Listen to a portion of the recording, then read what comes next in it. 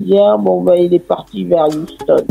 Et arrivé à Houston, le défi est immense pour lui. Parce que c'est la grande époque dans les années 80 où il y a les meilleurs joueurs de basket de la NBA, tant en université ou tout ça.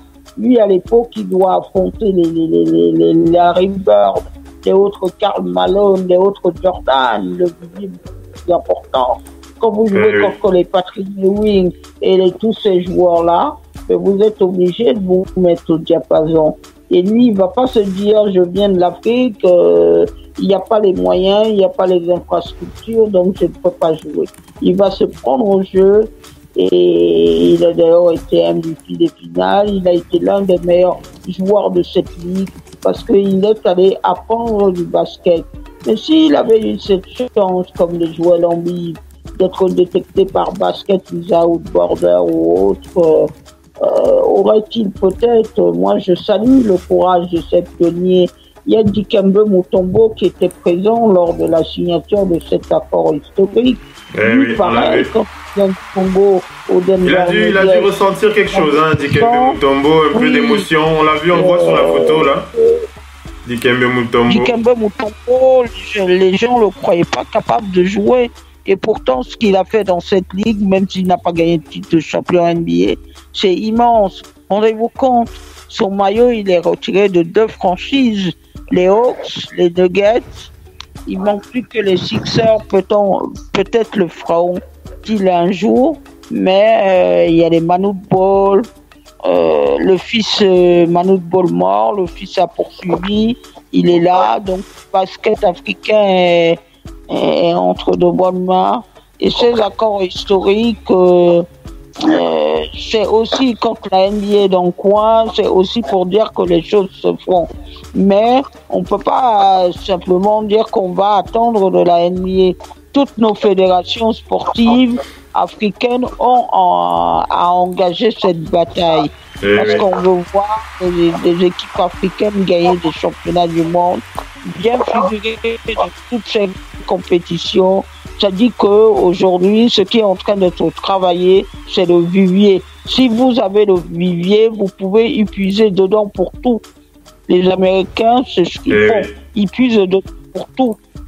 Voilà. Non, mais c'est une superbe info, une superbe nouvelle. Et comme l'a dit Missy, comme tu l'as dit en début de talk show, on va rester connecté à cette actualité dès qu'on aura bien entendu d'autres informations concernant ce partenariat officiel. Il faut le rappeler, le préciser, un partenariat officiel entre la NBA et l'Afrique. L'Union africaine et la NBA qui signent donc ce partenariat historique pour continuer à mobiliser les pays africains et favoriser l'implantation des activités de la NBA sur notre continent. Ça fait plaisir et j'ai vraiment beaucoup d'émotions là quand je vois ça. Ça veut dire qu'on avait raison de lancer cette émission, cette émission digitale Total Africa NBA.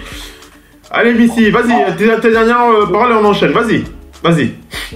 Une chose à dire à tous, pour mobiliser la jeunesse africaine dans le sport, parce que plus de 60% d'une population africaine a moins de 20 ans.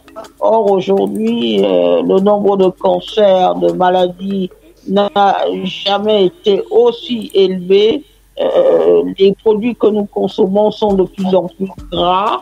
Il faut mobiliser les gens à la pratique de l'activité sportive capable de sauver des vies. Tout le monde n'ira pas en NBA, mais il faut que la pratique courante du sport s'installe, y compris même dans les écoles primaires et tout ça.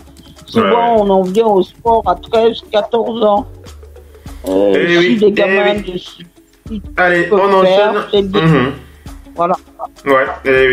Allez, on enchaîne ici après cette fabuleuse nouvelle qu'on a partagée avec vous dans Total Africa NBA. Missy, je veux pas. J'ai bien l'impression qu'il n'y a pas beaucoup de médias qui parlent de ce partenariat. J'ai bien l'impression que on est les rares, avec ce média. Je rappelle le site. Je veux rappeler le nom du site. Je rappelle le nom du site que tu m'as donné là, Africa News, africanews.com. C'est ce média africanews.fr ou africanews.com, voilà, qui c'est sur ce site qu'on a eu l'info. N'hésitez pas à aller voir dessus si vous voulez lire l'intégralité de l'article. Allez, on enchaîne. La chaîne Euronews qui a fait un focus sur l'Afrique aussi. Donc, maintenant est décliné sur l'Afrique parce que l'Afrique, c'est un continent qui avance, c'est un continent d'avenir et tout ça. Voilà. Et donc, allez, on enchaîne ici. On enchaîne avec la suite de l'émission. On passe aux autres news. On rappelle que la pré-saison a débuté depuis vendredi. Depuis vendredi que la pré-saison a débuté. Et on va faire le point sur ces matchs et bien entendu sur les prestations des joueurs africains qui évoluent en NBA. On va commencer par donc la journée de vendredi avec ce match qui a opposé les Sixers à cette équipe australienne, une équipe australienne qui s'appelle le Melbourne United. Donc on pense bien que c'est un petit clin d'œil au pays de Ben Simmons. On rappelle que Ben Simmons est australien, donc c'était une occasion pour la NBA de faire un petit peu sa pub dans ce pays, l'Australie. Et ce match qui a opposé Melbourne United, cette équipe australienne, aux Sixers de Philadelphie du Camerounais Joel Embiid, s'est soldé par une belle victoire, une très très belle victoire des Sixers de Philadelphie, menée par le Camerounais Joel Embiid de Process, qui a été excellent sur ce match. 104 pour les Sixers, 84 pour Melbourne United. Joel Embiid qui a terminé ce match en 23 minutes de temps de jeu. 7 sur 11 au tir, 1 sur 3 à 3 points, 5 sur 8 au lancer franc, 20 points, 10 rebonds, une interception, 2 contres, une note parfaite pour Joel Embiid. En tout cas, il a été excellentissime comme on a l'habitude de le voir. D'ailleurs, on va rappeler que pour cette saison, son coach le front office des Sixers qui ont déclaré, on en avait parlé encore dans NBA No Limit, on en avait parlé on avait précisé que le front office des Sixers ont précisé que les restrictions de minutes de Joel Embiid sont totalement levées. Le joueur pourra s'en donner à cœur joie, on va dire ça comme ça, sur la tête de ses adversaires. Joel Embiid qui a l'intention d'imposer toute sa puissance cette saison. Joel Embiid qui veut se rappeler au bon souvenir d'un certain Shaquille O'Neal, lorsque le Shaq était quasiment inarrêtable, en tout cas sur le plan physique. On sait que Joel Embiid est très très puissant physiquement, mais on le sait que c'est surtout son côté technique qui fait sa particularité. Joel Embiid qui a été excellent sur ce match. 23 minutes de temps de jeu, 20 points, 10 rebonds, une interception, 2 comptes et plus 17 en plus-minus. C'était le joueur le plus efficace en plus-minus avec Ben Simmons. Logiquement, Ben Simmons, son coéquipier, qui était à 8 points en 26 minutes, il était à plus 19 en plus-minus. Donc voilà, on rappelle cette stat plus-minus qui est cette stat précise qui marque l'impact d'un joueur dans une équipe lorsque elle attaque ou alors lorsqu'elle défend. Elle marque vraiment l'impact d'un joueur dans un match. Donc c'est pour ça qu'on aime bien parler de cette statistique plus-minus. Donc voilà, Joel Embiid et Ben Simmons qui ont logiquement mené leur équipe à la victoire sur ce match face à Melbourne United, 104 à 84 pour l'équipe australienne. On va enchaîner, on va aller du côté du match suivant. C'était les Celtics de Boston qui affrontaient les Hornets de Charlotte. Et les Hornets qui s'en sont donnés à cœur joie sur cette équipe des Celtics de Boston. 104 pour les Hornets de Charlotte, 97 pour les Celtics de Boston. Les Hornets qui ont donc gagné face aux Celtics. Et on va revenir sur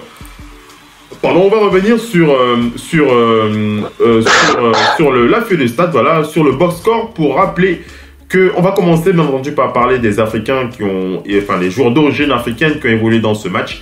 Et on va commencer par penser à Gershon Yabusele. Gershon Yabusele qui a joué 16 minutes sur ce match. Il a scoré 7 points, il a pris 3 rebonds, une interception, 2 contres. Mais en plus-minus, il n'a pas assez impacté, il était à -3. Gershon Yabusele, mais l'essentiel est ailleurs. 3 sur 5 au tir, 0 sur 2 à 3 points, 1 sur 2 au lancer franc pour Gershon Yabusele. Quant à Semi Ojeleye, le Nigérian, il était à 23 minutes temps de jeu. Il n'a pas vraiment bien joué, même s'il a bien défendu quand même, Semi Ojeleye. Le Nigérian, il a bien défendu puisqu'il était à plus 3 en plus-minus avec 8 rebonds, une passe. Mais au scoring, en 23 minutes de temps de jeu, il n'a pas consacré la majeure partie de son temps de jeu au scoring puisqu'il a mis 2 points sur ce match. Mais il a quand même bien défendu. Il était à plus 3, il a une note positive en plus-minus. Donc il a bien défendu, 8 points, une passe décisive pour le joueur d'origine nigériane qui évolue aux Celtics de Boston. Donc voilà un peu pour les Africains qui ont évolué, les joueurs d'origine africaine qui ont évolué pour les Celtics. Du côté des Hornets, on va quand même parler du bon match du Français d'origine camerounaise, Nicolas Batum. Nicolas Batum qui a aussi été très très bon sur ce match. Nicolas Batum. On a une sortie là, Nicolas Batum. On va régler ça, voilà. Donc Nicolas Batum, je parlais donc de Nicolas Batum qui a mené ses Hornets à la victoire face aux Celtics de Boston. Et on va rappeler les stats du Français, Nicolas Batum, qui a joué 24 minutes de temps de jeu. Où est-ce qu'il est, Nicolas Batum? Voilà, je l'ai. Nicolas Batum, 24 minutes de temps de jeu, plus 16 en plus-minus. 10 points pour le Français qui a été excellent aussi sur ce match.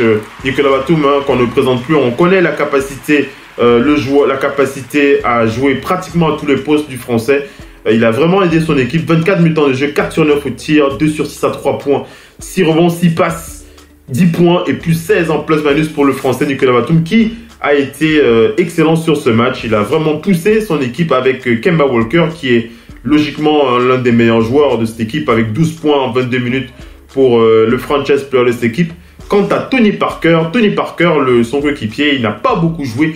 9 minutes de temps de jeu uniquement pour Tony Parker qui a pris un rebond, distribué une passe, 0 rebond, moins 9 en plus-minus. Il n'a pas du tout impacté. Bon, l'essentiel était ailleurs pour Tony Parker qui n'avait pas besoin d'une pré-saison pour démontrer l'étendue de son talent. Mais on va quand même féliciter ce beau match de Nicolas Batum pour les Hornets de Charlotte. On va continuer avec cette review des matchs en NBA. On rappelle qu'il y a un match qui a déjà démarré là du côté de San Antonio. C'est le Heat de Miami qui affronte actuellement les Spurs de San Antonio en ce début de pré-saison. On rappelle que on a quand même le Nigérian qu'on adore du côté du Heat de Miami, le coéquipier d'Hassan Whiteside, le Nigérian Bam Adebayo, qu'on espérait voir sur ce match, mais Bam Adebayo qui ne participe pas à ce match qui se joue actuellement, c'est en direct là, du côté de San Antonio, le Heat de Miami qui joue face aux Spurs. 50 pour le Heat de Miami, et c'est le deuxième carton, il reste 2 minutes à jouer dans ce deuxième carton. 50 à 49, le Heat qui mène d'1 point, et Bam Adebayo, le Nigérian, le pivot du Heat de Miami, ne joue pas ce match, il ne jouera pas cette rencontre. En tout cas, il n'a pas encore intégré ce match, et d'après ce que je vois sur la feuille de stats, il n'est pas prévu de le voir jouer pour ce premier match de pré-saison du Heat de Miami, mais on va continuer à regarder quand même le score on va quand même continuer à suivre le fil rouge de ce match et revenir vers vous dès qu'on aura de plus amples infos. On va parler des Blazers de Portland qui ont joué samedi, c'était face aux Raptors de Toronto, les Blazers de Portland face aux Raptors de Toronto, et on va parler de cette belle victoire des Raptors de Toronto, un match attendu par les fans puisque c'était l'occasion de voir aussi Kawhi Leonard sur le parquet. C'était vraiment une belle occasion de le voir, et Kawhi Leonard qui n'a pas déçu. En tout cas, il n'a pas joué un match explosif, mais on a quand même vu un Kawhi Leonard en forme. Alors on va vite passer le cas Kawhi Leonard pour faire la parole aux Africains. C'est quand même l'essentiel de cette première partie. Kawhi Leonard qui était à 19 minutes de temps de jeu, c'était lui le deuxième meilleur marqueur de son équipe avec Kyle Lowry qui était à 15 points. Kawhi Leonard était à 12 points, un rebond, 3 passes, une interception en 19 minutes de temps de jeu. 19 minutes pour Kyle Lowry et Kawhi Leonard. pour les Raptors de Toronto qui ont mené leur équipe vers la victoire 122-104. Et du côté des Africains qui ont joué, du côté de Pascal Siakam, le Camerounais Pascal Siakam qui en 21 minutes de jeu a scoré 6 points.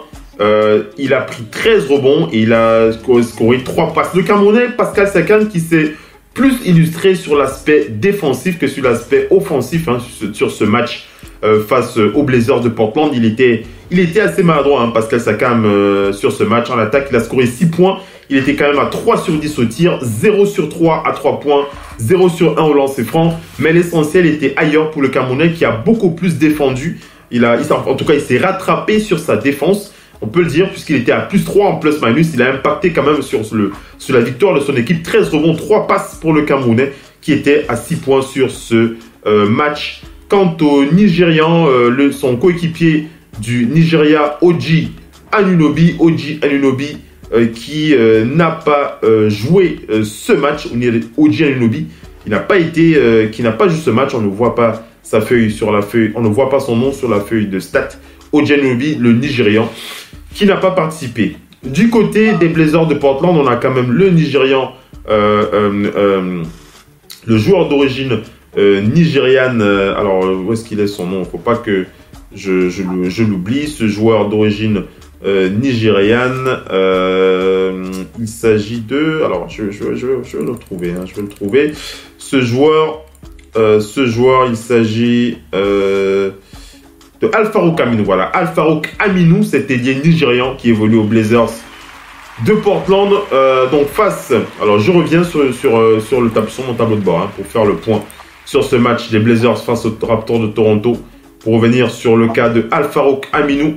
Et on va constater que Al-Farouq Aminu n'a pas joué ce match. Al-Farouq Aminu qui n'était pas présent. Mais on va quand même... je remarque quand même la présence d'un joueur dont j'aimerais partager l'affiche avec vous. Il s'agit d'un Nigérian. Alors il faut qu'on rajoute ce joueur dans la liste de cette rubrique, de cette émission spécifique aux Africains, Total Africa NBA. Il s'agit de Chainanu Onwaku. Chainanu Onwaku, c'est ce joueur du côté des Blazers de Portland. Il a 21 ans, ce joueur qui est né à Baltimore. J'imagine qu'il est d'origine du Nigeria. Ce joueur, Chainanu Onwaku, c'est un nom d'origine nigériane. Ça, je ne le connais pas particulièrement, mais je fais ma mise à jour comme ça pour grandir notre liste de joueurs. Alors, on revient sur Al-Farouq Aminu. Je m'étais trompé. Je vous avais dit qu'il n'a pas participé à ce match. Je m'étais trompé. Autant pour moi, Al-Farouq Aminu qui a bien joué ce match pour les Blazers de Portland. Il était Al-Farouq Aminu qui était à 15 minutes de temps de jeu, 5 points, 2 sur 4 au tir, 1 sur 2 à 3 points. Le Nigérian n'a pas brillé, il n'a pas brillé sur ce match. Il était à moins 6 sur ce match face aux Raptors de Toronto. Donc on va pas dire qu'il s'est illustré par des qualités qu'on connaît. On sait que c'est un joueur assez longiligne qui est capable de bien défendre, il est capable d'attaquer, mais sur ce match, sur les 15 minutes de temps de jeu qu'il a eu, il ne s'est pas exprimé. 5 points, 6 et moins 6 en plus-minus pour le Nigérian Al-Farouq Aminu face aux Raptors de Toronto. On voit le Doc ONP qui est sur la place. Le Doc ONP, est-ce que tu m'entends? Bienvenue le Doc. Oui, bonsoir. Ça fait facilement 25 minutes que je suis là. Je vous écoutais. Bienvenue le Doc depuis Angers. Comment tu vas le Doc cette fin de semaine qui se termine dimanche? Ça va un peu? Oui, bien fatigué, gros week-end, déplacement. Ouais. Mais ça va, le basket recommence donc. Okay. Je me suis connecté pour vous suivre religieusement et pouvoir intervenir au cas où, sinon je serais resté sur l'application. De toute façon, on va rattaquer l'info et puis on continue l'info et on te fait la passe comme d'hab. Tu restes dans le corner. On sait que tu aimes bien enchaîner à 3. Voilà, tu aimes bien enchaîner à 3 points dans le corner. On va enchaîner avec les matchs. On va passer au match suivant. C'était samedi. Les Mavericks de Dallas face à cette équipe chinoise les Canards de Beijing. Alors je me moque pas. Si vous êtes chinois et que vous êtes fans des Ducks de Beijing. Hein, ne me tirez pas dessus, hein, je ne fais que traduire en français. Les Beijing Ducks, hein, c'est bien les canards de Beijing qui ont affronté les Mavericks. Les canards de Beijing qui ont affronté les Ducks. C'est vrai que quand on le dit en anglais, c'est beaucoup plus chic. Hein, les Beijing Ducks, c'est mieux de dire les Beijing Ducks que de dire les canards de Beijing. Allez, on va passer là-dessus. On va plutôt parler du match. Ils ont affronté donc les Mavericks de Dallas dans ce match d'exhibition, ce match promotionnel hein, pour la NBA. Les Dallas de Mavericks qui se sont entraînés qui sont bien entraînés. Ils ont fait la fête hein, sur cette équipe des Beijing Ducks. Une belle victoire. Ils ont massacré ces canards sur un score de 116 à 63. Pardonnez-moi, hein, c'est plus fort que moi. Hein. Il faut vraiment que je parle des canards. C'est beaucoup plus fort. C'est beaucoup plus fort que moi. On a surtout vu cette fameuse séquence. On t'entend pas bien. Hein. Essaye de te rapprocher du micro. Vas-y.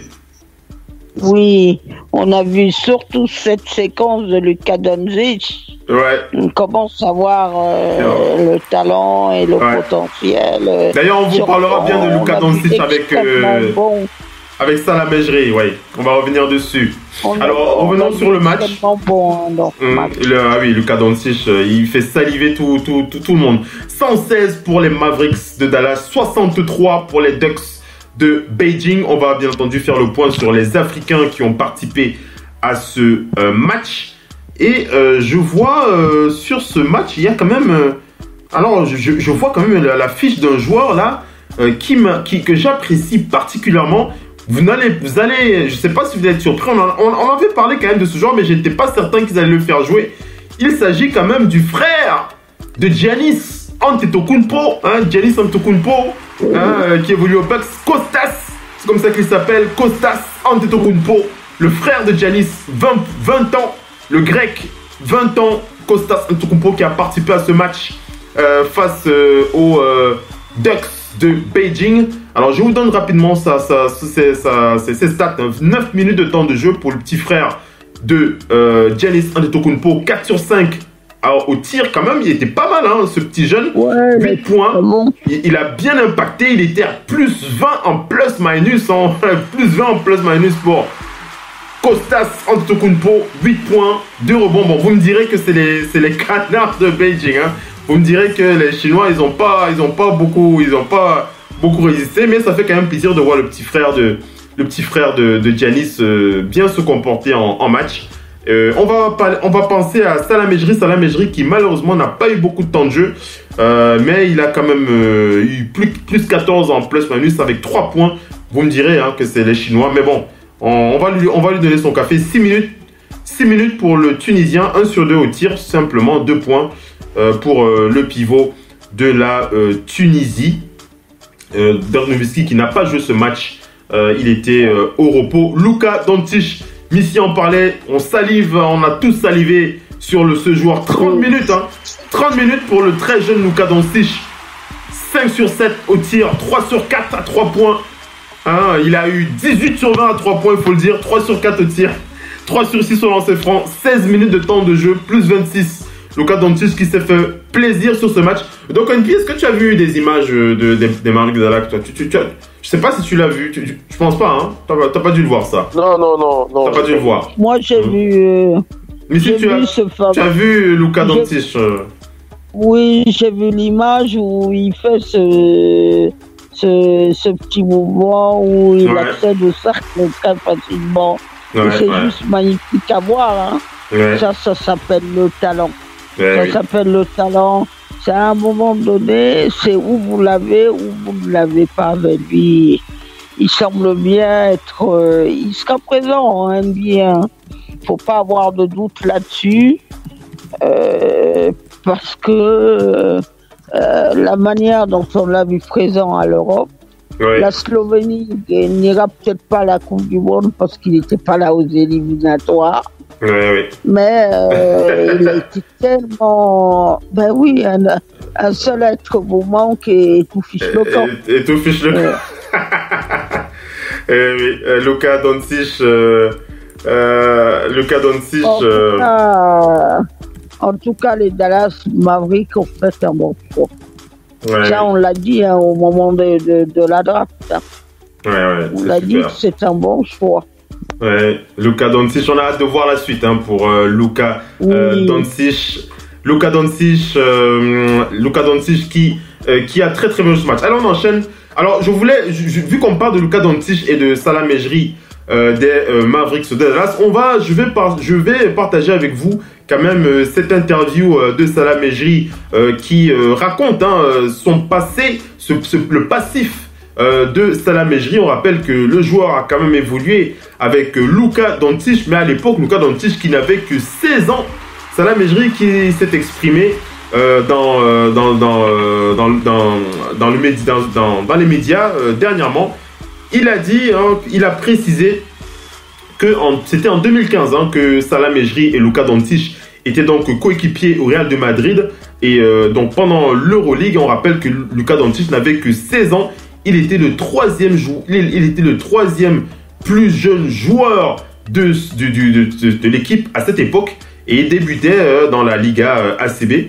Et malgré son très jeune âge, il n'a pas fallu longtemps à Mejri. C'est lui qui raconte ça pour constater que Luka était vraiment... C'était une star qui était sur le point de naître et que le Real de Madrid avait vraiment un joueur assez spécial, Luka Doncic, qui a déclaré que je me souviens, il a dit, je me souviens que nous l'avons amené nous avons amené Luka Doncic en match pendant les séries éliminatoires face à Valence. C'était des matchs très difficiles. Valence, c'est une équipe très difficile à jouer. C'est des joueurs très agressifs avec des fans très très agressifs. Voilà, je me répète un petit peu.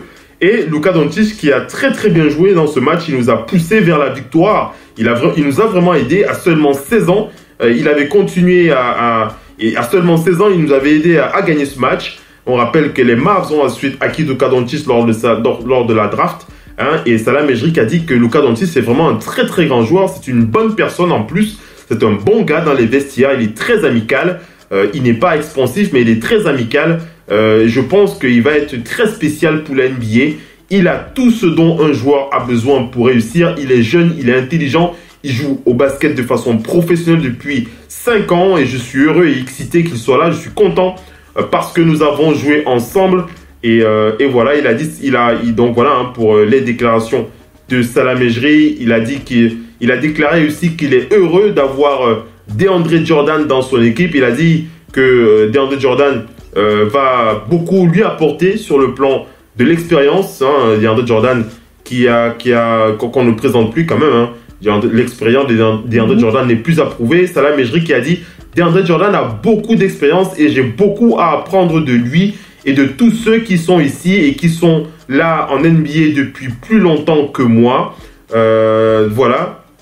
Lorsqu'on a posé des questions par rapport à l'impact physique que doit avoir Salah Mejri en match, il a dit que c'est quelque chose qui ne l'effraie absolument pas. C'est que c'est drôle lorsque j'entends les gens me parler de l'impact physique. Il dit, lorsque vous avez des joueurs comme DeAndre Jordan ou encore des joueurs comme moi, je ne suis pas un jeune joueur, je suis un joueur qui a quand même de l'expérience et ce n'est pas l'impact physique.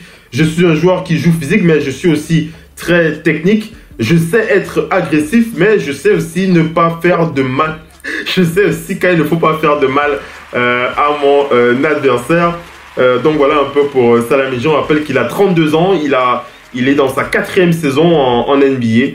Et Salah Mejri, on l'a vu en entraînement, il a quand même enchaîné 12, il a enchaîné 10 tirs à 3 points sur 12 en entraînement. Donc le prenez pas pour un joueur. Et puis il est qualifié pour la Coupe du Monde avec la Tunisie. Donc si vous faites partie de ceux qui simplifient Salah Mejri, vous avez tort. Si le coach des Mavericks Dallas n'a pas compris qu'il faut lui donner du temps de jeu, ce n'est pas à nous de lui apprendre son métier. Salah Mejri qui n'a joué que 6 minutes face au Canard de Beijing, il aurait pu avoir beaucoup plus de temps de jeu. En tout cas, moi j'aurais bien voulu qu'il joue un peu plus. Mais bon, malheureusement, il n'a pas eu plus de temps de jeu, le Tunisien. Mais bon, la pré-saison n'est pas terminée. Il aura l'occasion de revenir sur les parquets et avoir beaucoup plus de temps de jeu. Pourquoi pas? On va enchaîner. Donc voilà, on va parler du match suivant. On va parler des Timberwolves du Minnesota. Les Timberwolves du Minnesota qui ont réussi à battre les Warriors de Golden State. Alors, j'ai vu beaucoup de commentaires sur les haters de cette équipe des Warriors qui étaient bien contents de voir les Timberwolves battre les Warriors. Mais mes amis, ce n'est que la pré-saison, que commencez pas... après saison, c'est pas ça qui. Voilà, faut pas penser que ça vaut quelque chose. Mais bon, c'était quand même une victoire, il faut le dire. 114 pour les Timberwolves du Minnesota, 110 pour les Warriors de Golden State. On va plutôt faire le point d'abord sur les Africains qui ont participé à ce match. On va penser notamment à Keita Baptiste Diop, le Sénégalais, le rookie sénégalais des Timberwolves du Minnesota. Il a quand même eu 22 minutes de temps de jeu sur cette victoire. Mais on voit vraiment que le début de ce jeune joueur je ne veux pas dire qu'il a été difficile, mais le joueur a quand même... on sent que c'est le début. Il n'a pas été excellent sur ce match. 6 points en 22 minutes. 1 sur 9 au tir, donc il a été assez maladroit. Il faut quand même le dire, 1 sur 9 au tir pour Keita Baptiste Diop, 1 sur 5 à 3 points. Ce n'est qu'au lancer franc qu'il s'est rattrapé avec 3 sur 4 au tir, 6 rebonds, une passe, une interception pour le très jeune Keita Baptiste Diop. Donc on va pas lui jeter la pierre, c'est tout à fait normal, c'est les débuts. Et toute la saison aussi, ça va être compliqué pour lui. Donc il faut comprendre qu'il aura besoin de s'adapter, le très jeune Keita Baptiste Diop. 22 minutes, 6 points, moins 1 en plus-minus pour lui face aux Warriors. Luol Deng, l'anglais soudanais, d'origine soudanaise, qui a eu 5 minutes de temps de jeu seulement pour Luol Deng, 5 minutes. Mais c'était suffisant pour marquer 6 points, 3 sur 5 au tir pour Luol Deng. Et on va aussi parler de Josh Okogie, qui lui a plutôt été excellent sur ce match. Je vais vraiment féliciter le match de Josh Okogie.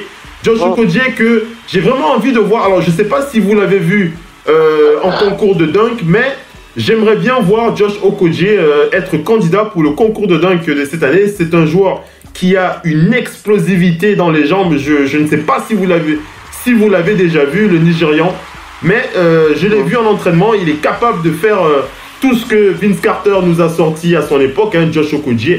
Mais pour le match face aux Warriors, je reviens sur ces stats. 20 minutes de temps de jeu, 10 points, plus 9 en plus-minus, 5 rebonds. 5 rebonds. Et ceux qui l'ont vu, ceux qui ont observé Josh Okogie face aux Warriors ont précisé, alors je vous donne quand même une info comme ça qu'a donné un journaliste. Il a dit que Josh Okogie, il a vraiment l'air très très athlétique, un excellent défenseur, il sait attaquer l'anneau, il a besoin encore de peaufiner son shoot. Il a besoin de peaufiner son shoot, mais lorsqu'on voit sa feuille de stats, je vous redonne encore sa note.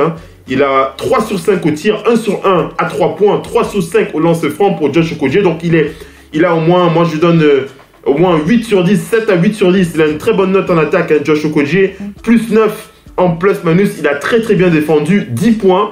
Donc lui, il a une très très bonne note sur ce premier match de pré-saison. Lorsqu'on compare son match à celui de son compatriote Keita Baptiste Diop, Josh Okogie a vraiment le pouce en l'air. C'est vraiment le pouce en l'air pour le Nigérian Josh Okogie. Belle victoire, beau match pour lui. On le félicite, l'Africain, le Nigérian, qui a très bien joué. Le doc, tu veux réagir? Non, on passe forcément sur Okogie qui a été très bon, même à Georgia Tech. J'ai eu lors de la draft à essayer de regarder. C'est vrai qu'il a des dunks.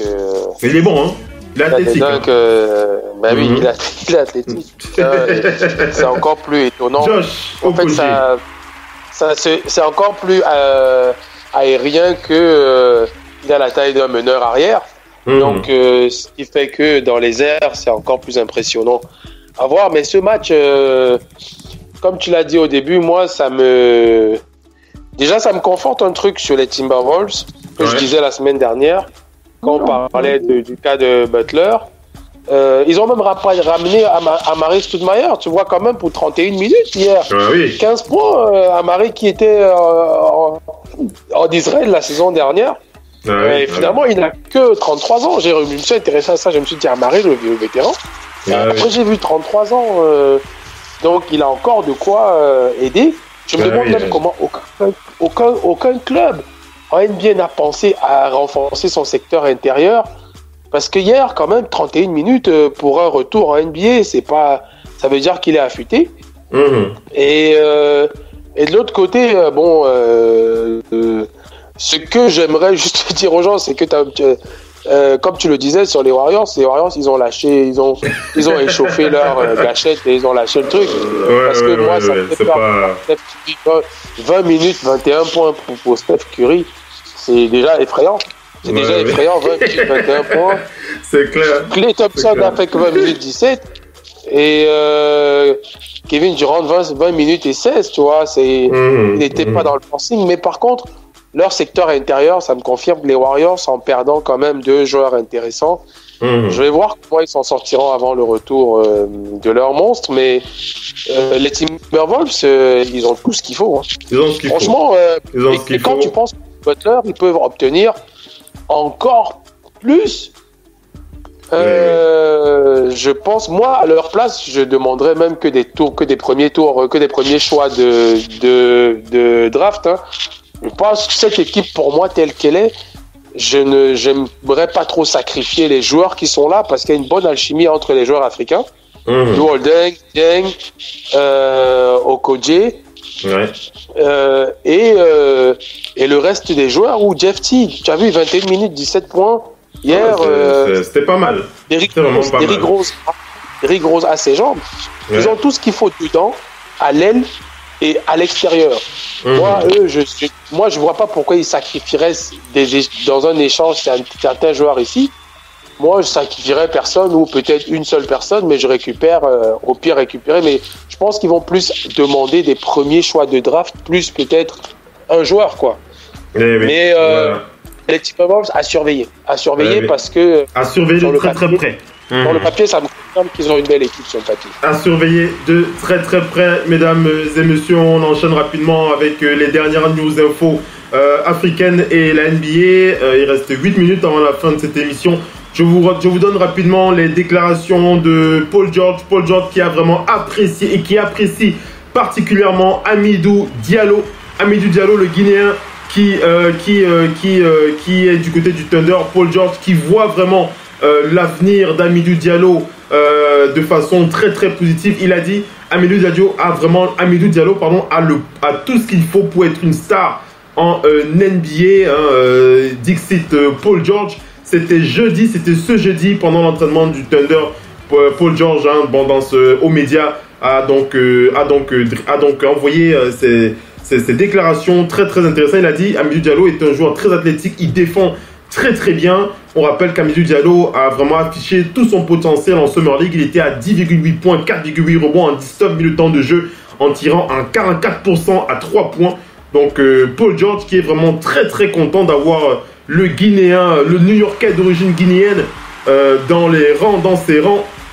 Donc ça fait plaisir d'entendre Paul George donner du café comme ça à un joueur d'origine africaine. Et on va terminer. Voilà, c'est terminé. On va passer rapidement aux toutes dernières infos en provenance de la Ligue. Je me rends compte qu'il me reste 6 minutes. Total Africa NBA qui va tirer sur sa fin dans 6 minutes. Restez bien connectés. On enchaîne avec la suite de l'émission. On passe aux news NBA. Vous êtes bien sur Radio Hors Basket. La radio qui vous parle de NBA. La radio qui vous écoute. Basketball, c'est mieux à la radio.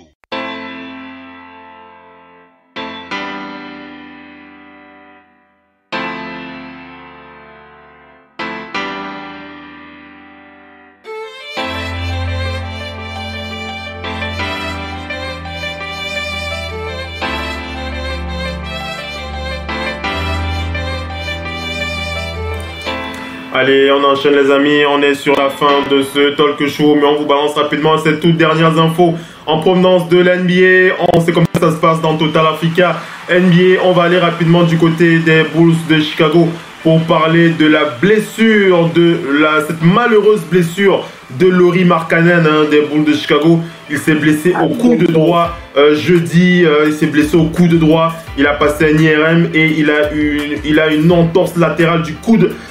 Lauri Markkanen qui sera absent pendant 8 semaines. 8 semaines d'absence quand même pour Lauri Markkanen. C'est un coup dur pour les Bulls de Chicago. Lauri Markkanen qui, on se souvient encore la semaine dernière, il était très très incisif.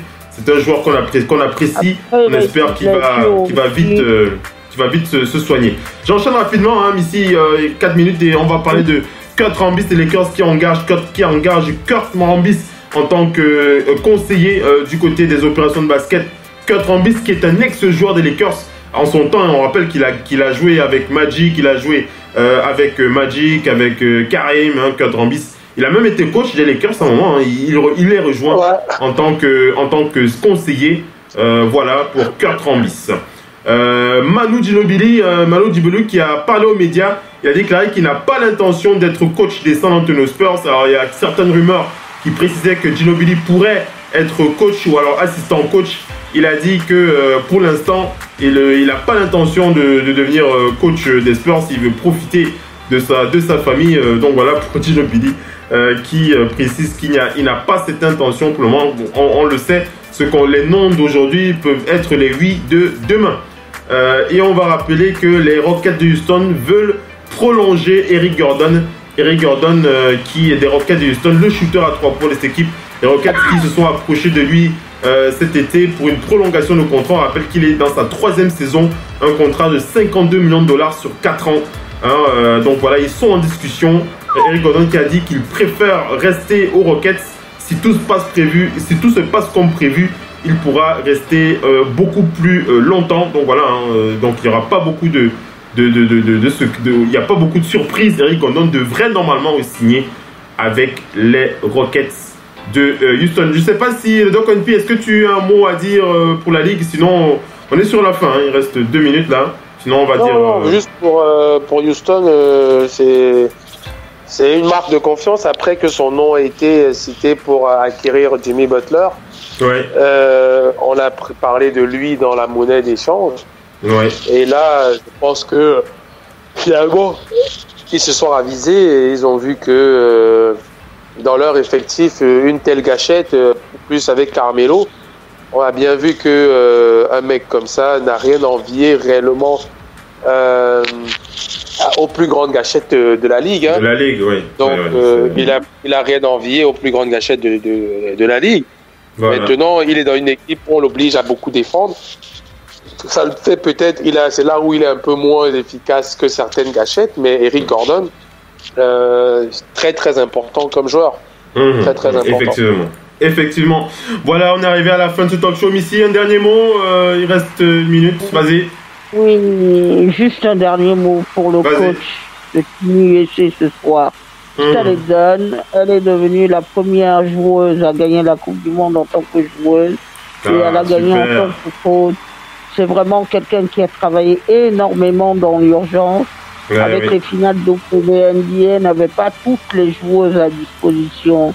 Et elle a fait vraiment les bons choix pour convoquer les meilleurs, notamment Jewel Lloyd, qui a été excellente. Ça, c'est un choix de coaching. Et toutes mes félicitations, y compris à Borriello, qui est coach de Phoenix Mercury. Donc, c'est donc 2 femmes qui terminent sur la plus haute marche de ce championnat du monde en tant que coach. Voilà.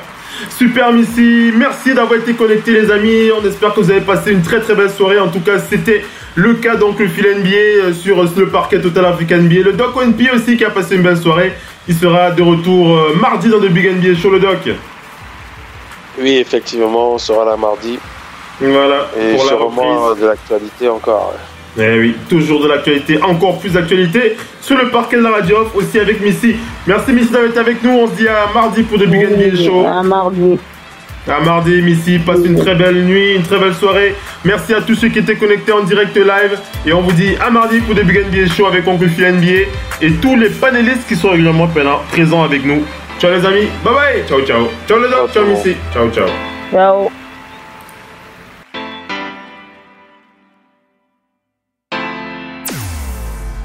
Vous êtes bien sur Radio Hors Basket. La radio qui vous parle de NBA, la radio qui vous écoute. Basketball, c'est les mieux à la radio.